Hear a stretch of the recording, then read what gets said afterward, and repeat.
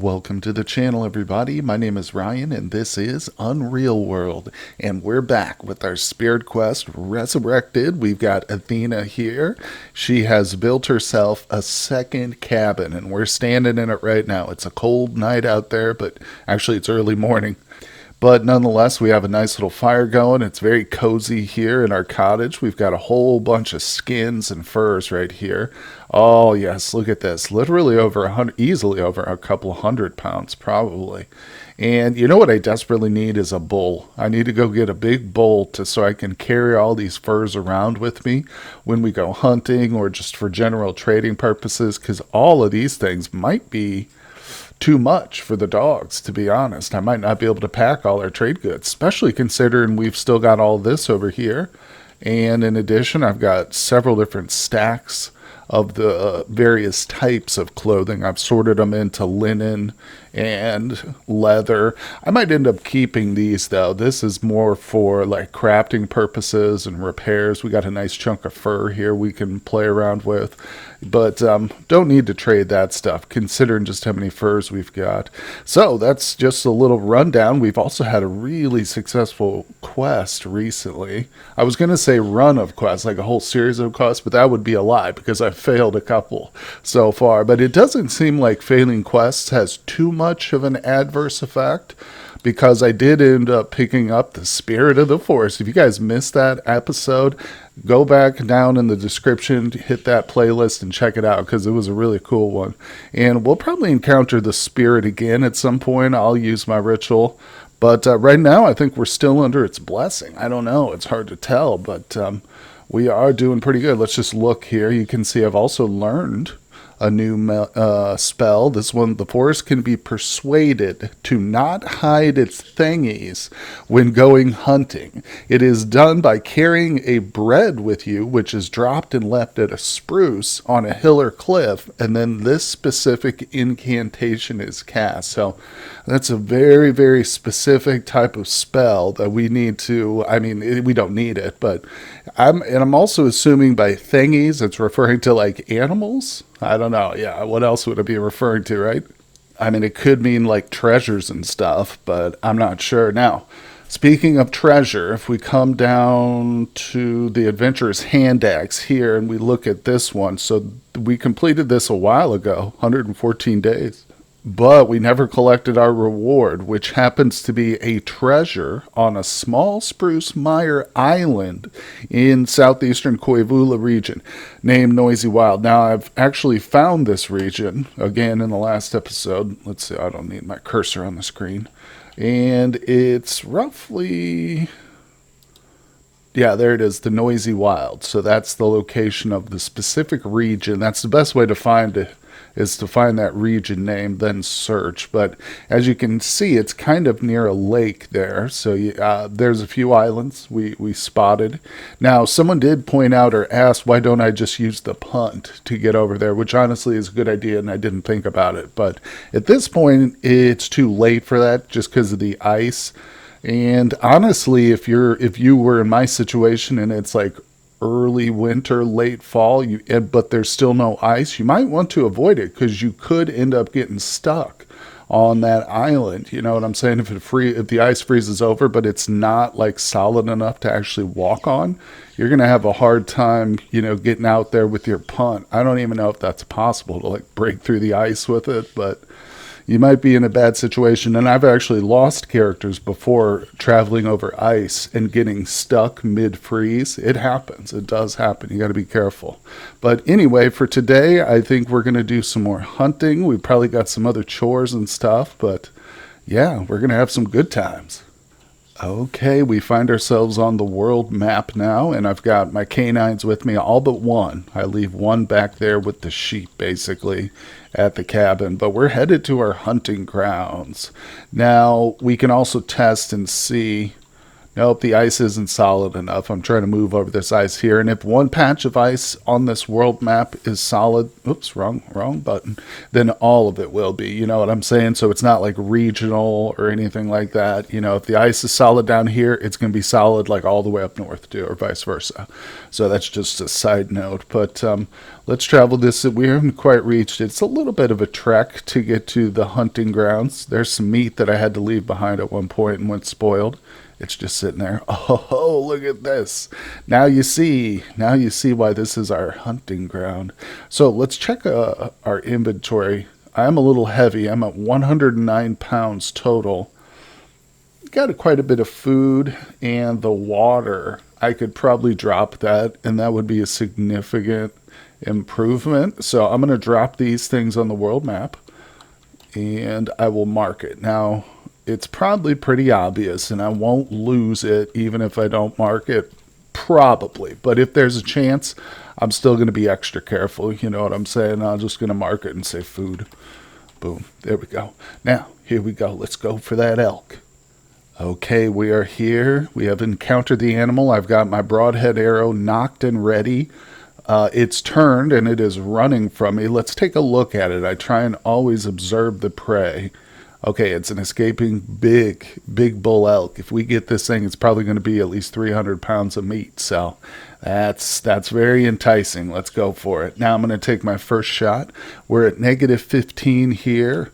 I've got my gloves on and everything. I don't know. There's still some debate. Someone mentioned recently they'd never heard that fact before about taking your gloves off affects the archery accuracy, but it seems to make sense, and it was told to me by another commenter in a previous series. But right now I'm not going to do it just because I don't want to waste the time. You know, it would take a minute or two for her to remove that stuff. So we're just going to take our shots since the elk is very close. I'm going to go for the head. Oh, we nailed it. Look at that. It is not dead, but it's bleeding from the neck, and it has fallen unconscious. Now, typically in these situations, the animal is going to get right back up if you don't kill it outright. Yep, see, all I did was wield my ski stick, which took like a second to just grab it, and boom, it's up. But we'll take another peek at it. It's pretty injured. Serious cut in the neck, bleeding. Looks a bit fatigued. That might help it to like lose fatigue quicker, but it's not slowing it down at all. Okay, look, it's just chilling. Whoops. I'm trying to get used to using, my auto command. Still slightly fatigued. That's what I'm constantly looking at, is the fatigue level. All right, so we're just going to ski right over to it. There's a lot of tracks in this area. There it goes. We have scared it once again. It's still slightly fatigued. All right, I'm going to keep the pressure on him. Okay, let's take a look at it now. I'm pretty sure he's fatigued. There we go. So he's kind of mid-status. Now we're going to need to get him to very fatigued and then breathless. That's the goal. And he is now very fatigued. And let's take a look here. He is now breathless. There we go. All right, so I can basically just ski right up to him. And at some point, I'm going to grab my knife. You know what? I have such confidence that I'm literally going to take the time to just go ahead and tie up the dogs while I'm standing next to this tree real quick. That way, of course, if you've never seen me hunt before, I always keep my dogs starving just because I don't bother with feeding them. There's good reason to feed them, but I'm not going to get into that right now. I just don't do it. So if they were to get around the carcass of the animal, they would eat it, and it would ruin the skin. Not necessarily ruin it, but it would probably bring down the quality. So anyway, that's the reason I always tie up my animals. So let's grab our Scramasaki Masterwork quality baby. This is a pretty good knife. It's a look, unconscious, boom. This is a big bull elk, too. Don't forget that. This is a monster of an animal, like dinosaur level stuff. All right, let's take it out. Come on. You can see we're going to go through this together. Normally I cut out the 24 blows you got to do to kill something like this size, but there it is. It is now dead. We have done it. Woohoo. All right. Oh, and I just want to show off that knife, too, real quick. So the Scramasaki, I'm butchering that, but is also known as the power knife. That's what I'll call it from now on, the power knife. In UnReal language, the Vaki could be translated as power or force, especially in the meaning of vital force connected with supernatural powers. The power blade or power knife has a blade as long as 8 inches long. So there you go. I just thought I'd show you that because I did order it from our friendly neighborhood blacksmith, so it was pretty sweet. But anyway, the dogs are safe and sound. I don't have any food on me, but that's okay. She's getting a little hungry, but we're not going to starve to death. What we are going to do is rest, just so my endurance is as low as it can be, because that will affect the quality of whatever we're crafting. Hey, look at that. I think we got our very first superior winter skin, or any kind of skin. Yeah, so it says superior, which is amazing, because normally, like, don't just ignore the masterwork. That's stuff I've purchased. But, like, in terms of what I've crafted, yeah, I wonder what our hide working is at. Look at that. We're talented hide workers right now. Oh, that's cool. Now, here's the deal, though. It's still possible because there's like 4 more stages I've got to go through to get this thing finished. So it's possible that this loses that superior, gets bumped down to fine or even just regular quality, but we'll see. I'm just preparing you, okay? Don't necessarily expect a superior quality elk fur. Okay, man, I got that the bull butchered, but it was a hellish ordeal. Let me tell you what. Let's just see how many we ended up getting. So all of it's at my feet, 370 elk cuts. So of course, once we dry this, once we dry it, it'll be significantly less weight total, but it's going to be like 37 pounds, I think, of meat, but that's still a huge amount of meat. That was a good kill. But there's no way she can carry all of it, so we're going to push it on to the dogs. And we'll throw these bones and antlers on there. This one probably can carry about 30 pounds. Now, if I'm just putting meat on there, I've determined that the best is 50 pounds. Oh, little guy can't even carry that. Killer's probably too small. So let's just try 50 there. Boom. And we'll do another 50 here. I might not have enough dogs. Oh, come on, tell me. All right, let's bring them over here. See, now if you get confused which dogs have stuff on them, you can just look at them. All right. Okay, that one needs a load. That one needs a load. Very good. Take care of this. It's tedious, but this is it. This is what we got to do to get this stuff back home. All right, now can she pick everything up? No. Rest. Dang it. Still a little bit heavy here. Let's see. Can she drop 20? Yeah, that does it. So if I can pack 20 more pounds of meat onto one of these dogs, we'll be in business. Let's just see about that. Okay, well, looks like Killer was able to carry both antlers, the bones, and 50 cuts of meat. So we're in business. We can get out of here. Now, remember, I've still got that bag of water, food. There's probably no way I can pick these up. Yeah, that actually put me over. I'm going to go ahead and eat, though.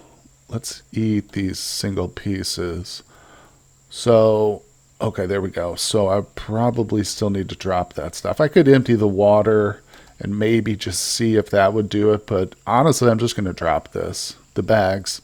Yep, that's enough. We'll come back for it. Trust me. See, it was a good idea to put the marker here for sure, because now we have to leave it for, a day or two while I process this big boy. Alrighty, we are back at the cabin. I've got the dogs unloaded and tied to the tree. The meat is just sitting up by the cabin where I plan on drying it out. So it's unprotected, but being the winter like this, I think we're pretty safe here. And especially, I've got everything trap fenced. So speaking of which, we do need to go check our traps after this. But first things first, we're going to go through the process here of taking care of the superior elk fur. This is definitely going to be our priority. First couple stages probably are going to be the most crucial to the overall quality. You obtained a decent. Oh, did it drop 2 levels? Oh, look at that. It went from superior to regular. I don't know what I did wrong. I should have probably dropped all my weight. Dang it. Oh, well. The only thing we can do is try again. Okay, well, the skin is being processed by the lakeshore. But like I said, let's check our traps. We're going to do a quick sweep of the perimeter. You can see I've got some pawboard fox traps down here to the south, just because I did have an annoying little fox around the campsite. And some game, like the smaller game, can go right over our fence, no problem. So the fox was messing with the dogs, torturing them, just standing around. So we eventually got it. And, oh, look at this. This one's been triggered. There's nothing in it, but I don't. Maybe I forgot to reset. No, I wouldn't have forgot to reset after that wolf. Besides, I think the wolf was in this one. But no, we've definitely caught quite a few things. 3 or 4 different big game. A wolf, an elk, and a bear. Believe it or not. So that was pretty good. But no, nothing there. I also took the bait out because I've been baiting it with cooked food, but I was also advised that the animals won't go for cooked meat. They only like the raw meat. But I still do seem to have pretty good luck without even using bait most of the time, just based on like the animals happening to move into, the traps. So nonetheless, let's see. I've got 370 cuts to work on. It sounds like a lot, but honestly, it's not. Whoops, did I not pick it up? I'll probably have to pick it up in stages, because if she tries to pick up 370 pounds, it probably gave me the error message she couldn't do it. But if you get that, just do what I'm doing here. Pick it up in 100 batches. You'll be able to pick it all up. There we go. Now we'll start to dry it. 50, you do 50 at a time if you go for the max. And the good news is I've got all the cordage we need, because I did think ahead. All right, just about to do the last 20 pieces here. There we go. You can see I did use up a bunch of cordage, but I've still got 75 4-foot sections, which I'm going to drop right here in the ground. Let's go through. You can see I've got a whole bunch of kills lined up here along the side of our cabin. So let's just see. I think this would be the oldest, or the one which will be ready the soonest. So let's try this one. These dried elk cuts will be ready in 6 days. How many were there? 190 plus another 10. So 200 right there. This we've got 60, 87, 92. And that's for 7 days. Not bad. This one we got 96 reindeer cuts in 16 days. And this one right here is over 250 dried elk cuts in 20 days. And then, of course, the big boy that we just set up. So just a little rundown, literally, of the meat we've got for the winter so far. That's everything we've caught. And we're still not even near the midwinter point. We got 8 more weeks. Now, I don't think it's necessarily we have to get to full midwinter for the ice to become solid enough. I think it's more temperature based, but I'm not sure. But nonetheless, that's what I'm doing right now. It's just kind of hunting and accumulating more and more trade goods so that we can make our big trade trip eventually. So we've got a little bit of time now before that fur is on to its final stage. And I was thinking we should probably do some cooking. And the first recipe I want to try is the baking recipe, just to make some plain flatbread, because we do have that ritual as we covered. And, I just hit it by accident. Conditions to speak the verses in this are not quite right here. Okay. Whoopsie. Sorry, Spirit Realm. But this is the one that I want to do, persuading the forest with a bread. So I figure, hey, we need a little bread for that. So let's make some. Now, if we look at the recipe first, this shall guide us. I need flour, water. Optionally, the things in gray are optional, so you can add them, but you don't have to have them. So we can have seasoning or seeds for crunch, or we can do both. Now, seasoning, I'm pretty sure can mean just like herbs and stuff. So I've got like a fistful of hemp leaves. Let's grab that, and some puzzling leaves. Don't think I have any seeds, though. Well, no, that's not true. I've got the rye grains. Does that count? I don't know. We'll try it. I've also got the rye flour, which is what we definitely need. I want to do the puzzling. I'm going to do the milkweed leaves. Sounds better. I don't know. Let's try it. So, I mean, we're going to be sacrificing some of this anyway, but we're here by the fire. Let's check it out. Now, you may be noticing, too, that I've got a bunch of extra cooking recipes. In addition, I got a whole bunch of extra handcraft options, too. And this is provided by the mod pack that I'm using, which is linked down in the description below. In addition, there's instructions on how to install that mod pack if you're interested. But, all right, baking, flatbread, flour. We're going to use rye flour. This is going to be some hardcore rye bread here. Oh, what? Oh, I don't have my water on me. Whoopsie, hold on. Okay, I've got it now. I went down to the sauna and I grabbed the tub of water that I store there. Normally, I would have that bag of water on me, but it's still sitting down in the wilderness right there. But I'm not worried in the least about it. And even if it were to get somehow stolen, which I don't even think is actually possible, but we would just make more. Now, nonetheless, let's go. And you know what? In fact, I did make a couple extra bags.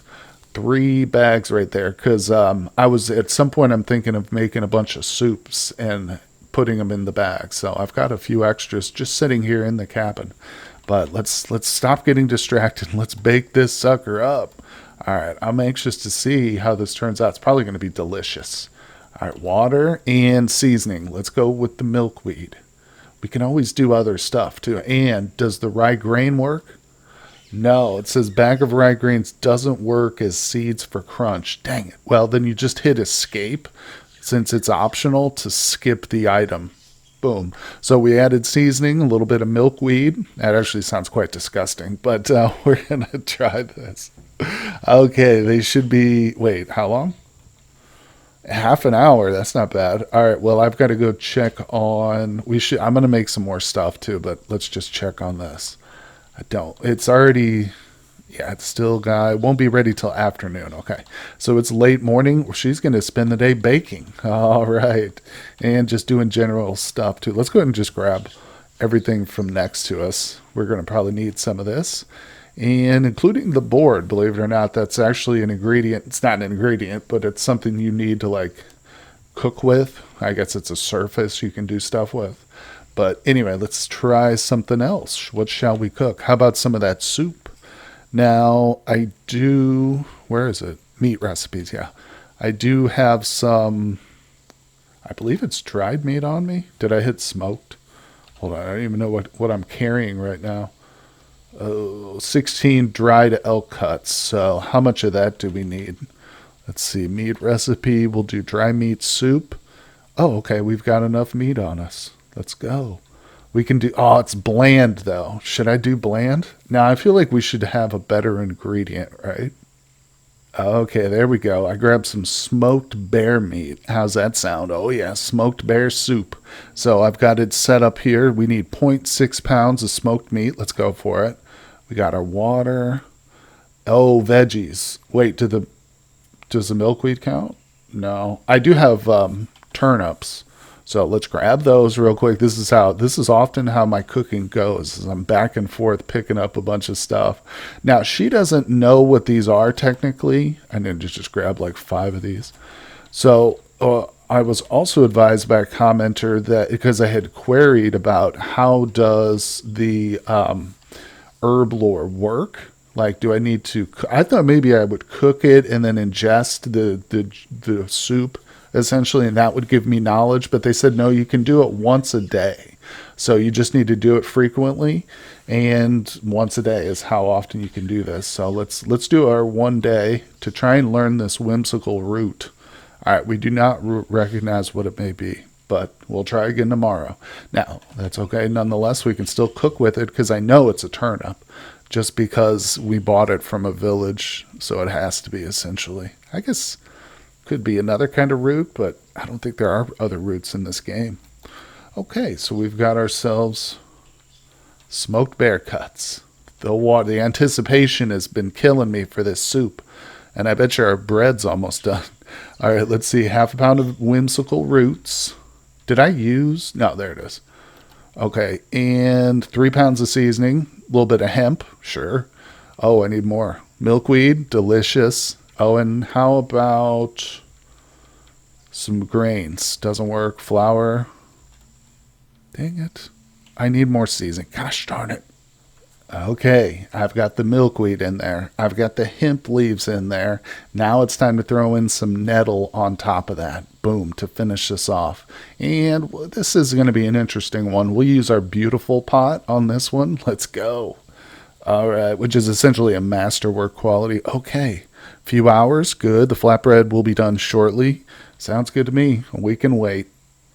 Okay, so while I was waiting, I was just looking through some of the other cooking ingredient or cooking recipes. This one's called sallow, which I want to say this is pemmican because look at the ingredients: 4 pounds of animal fat. That's actually quite a lot. You need multiple kills to fulfill that. Obviously, depending on the size of the animal, but I'm pretty sure like the elk we killed, that was only 3 pounds. But anyway, you would also need to get some bark so you could use that to tan your hides, but it's not undoable. We can definitely get some fat. 1 pound of salt, that's what I don't have and I desperately need. I don't think there's any way of getting salt, even with all the mods I have, except for trading for it. I might be wrong with the mods, but vanilla, yeah, you got to trade for salt. So it's another thing we're waiting on. But seasoning and berries to add taste, this is definitely pemmican, I'm pretty sure. But in the old days, the old days, I'm talking Native American days, they would put these kind of ingredients: high fat meat, berries for seasoning, probably some salt too if they had it, but it would go inside the animal's actual stomach or intestines once they'd killed it and, cleaned it all out and stuff, much like we do with our sausage today in bratwurst. Oh, yay, our flatbread is done. Check it out. 5 tasty rye flatbreads. I haven't even tried them yet, but we know that they're tasty already. Let's give it a try. Delicious. Finish eating the tasty rye flatbread. Didn't really fill us up very much, did it? We can.